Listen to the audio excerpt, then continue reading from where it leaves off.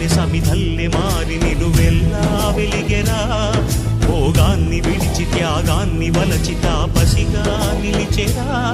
జనక్షేమమే తన సంకల్పముగా, తన ఊపిరి హోమజ్వాలలుగా, స్వర్గాన్నే శాసించెనురా, అమృతమును ఆహ్వానించెనురా.